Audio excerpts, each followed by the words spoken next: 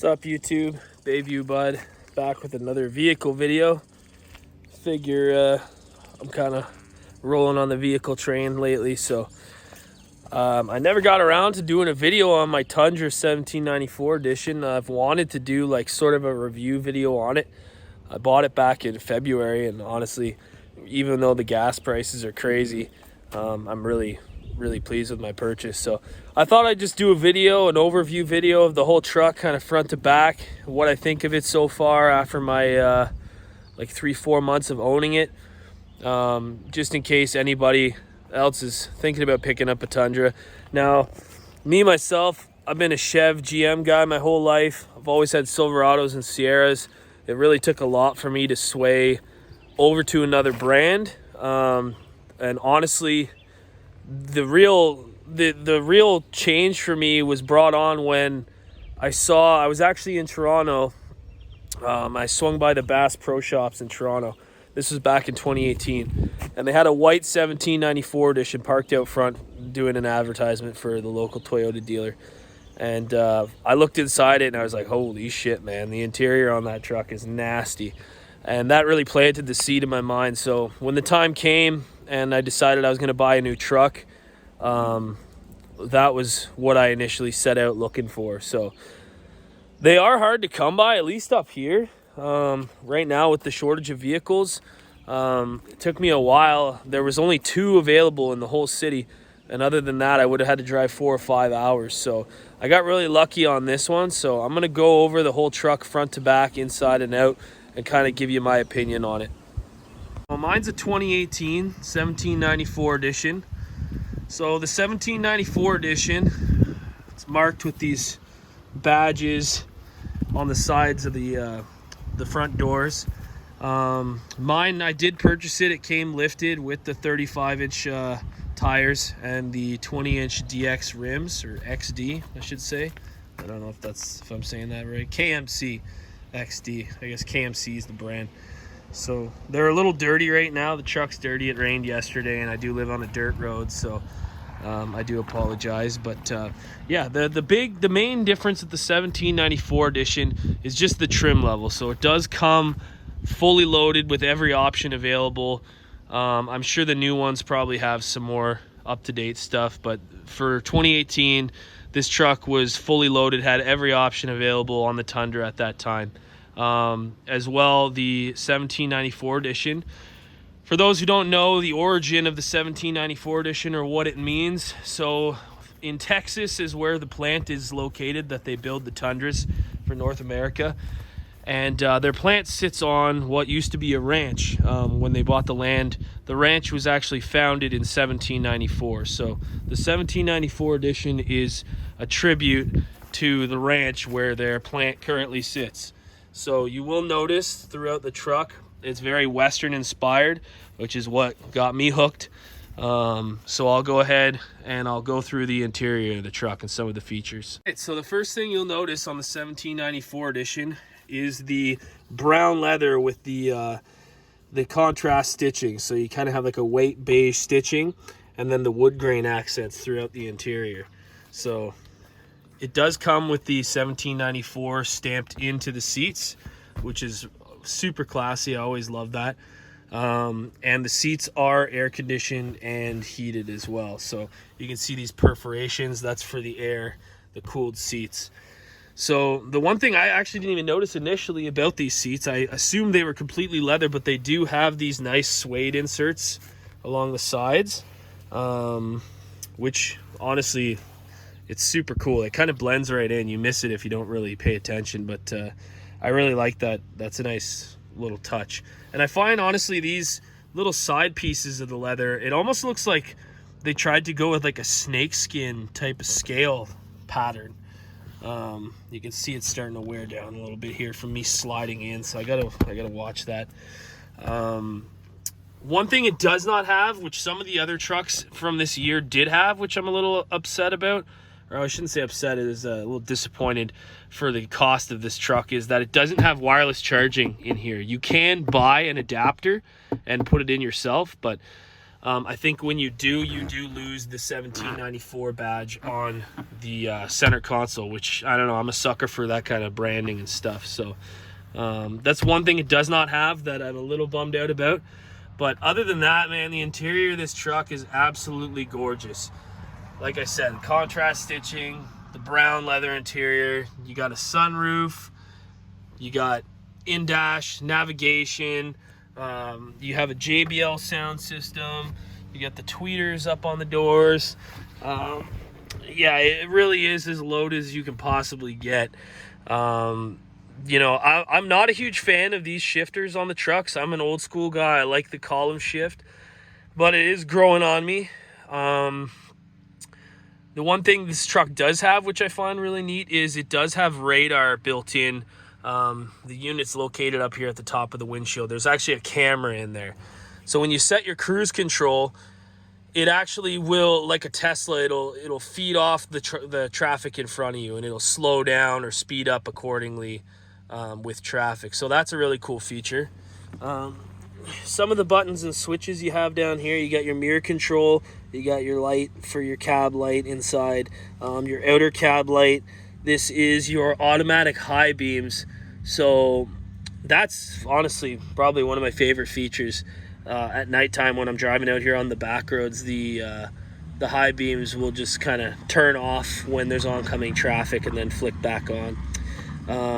This button, or this kind of light adjustment, I'm not too sure. I think it's for your fog lights to increase brightness. And then this is for your rear windshield, which is honestly probably one of the most unique and coolest features on the Tundras that to my knowledge, it's the only pickup that does it. The entire rear windshield will go down. And I'll show you that now.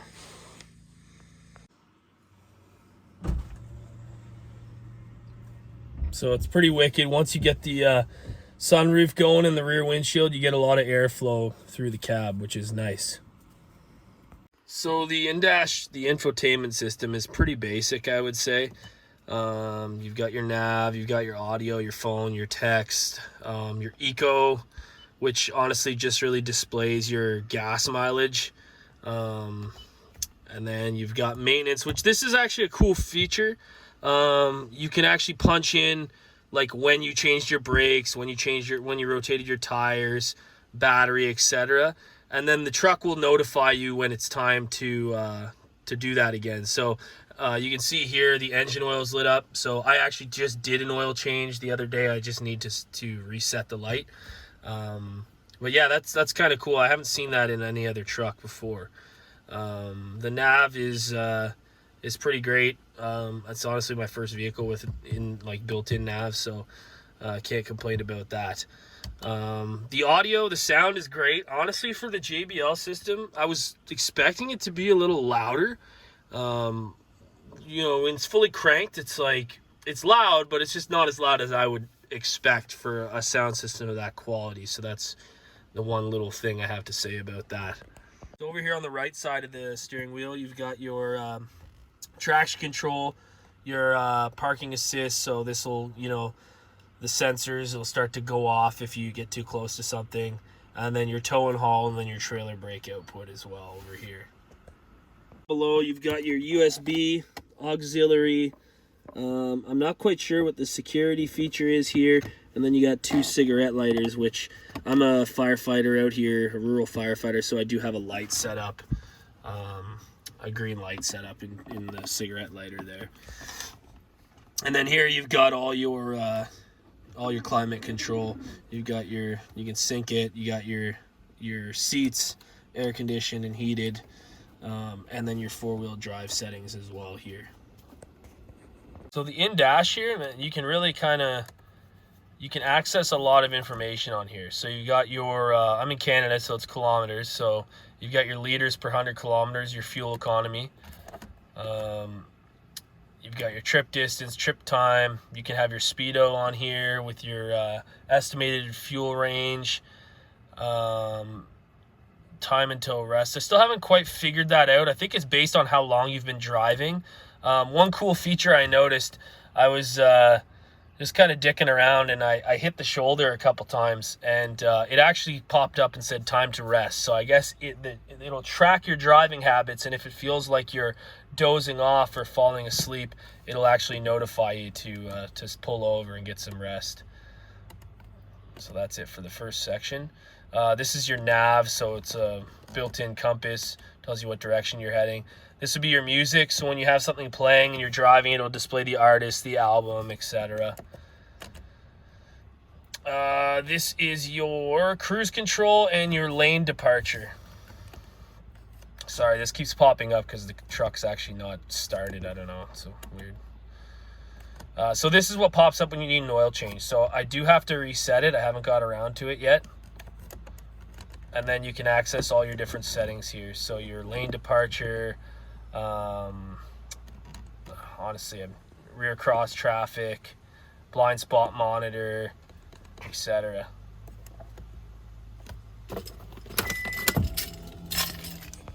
The Super Crew.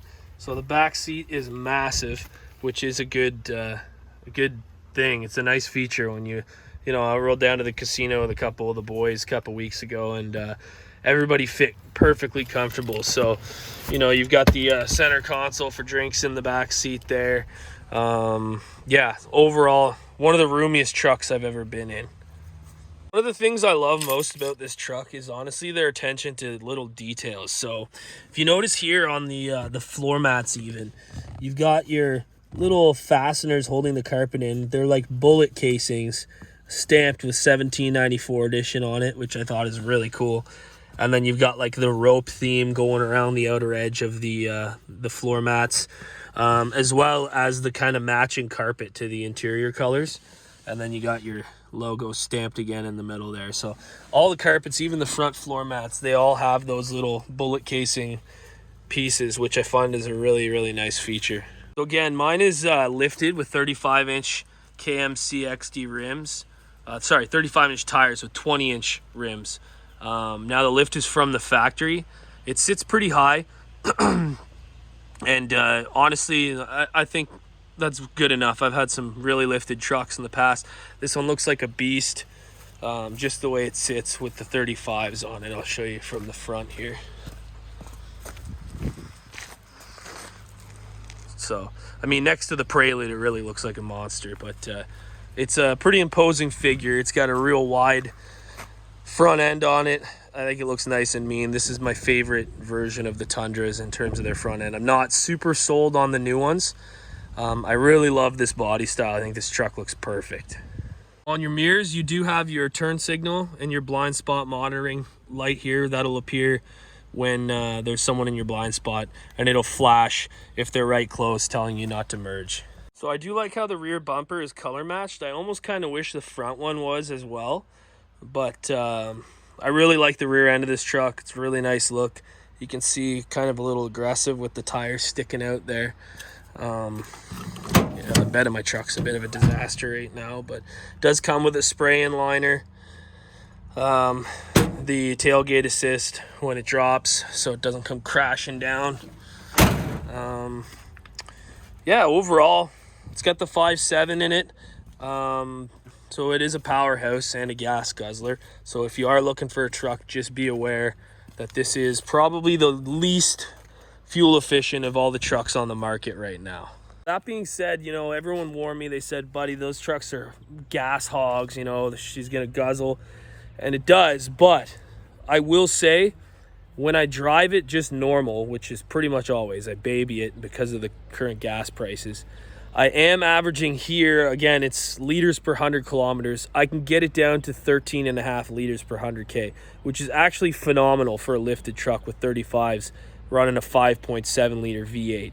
Now, for comparison, I did have a 2015 Sierra that I was running 33s on, and that truck had the drop cylinder. So if you were cruising, it would drop down to 4 cylinders, and the best I could get that truck down to was about 11 liters per 100 kilometers. So this is right on par with that, and this just runs 8 cylinders 24/7, and it's lifted with 35. So you can really, as long as you drive properly and you don't have a heavy foot, you can really maximize your gas out of this truck.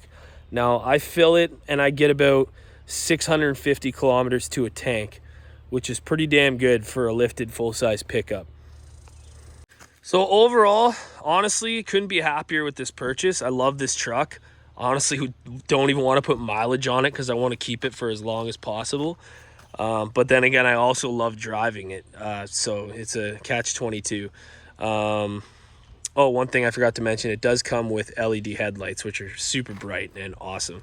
But yeah, this truck, it's not as bad on gas as people would make it out to be.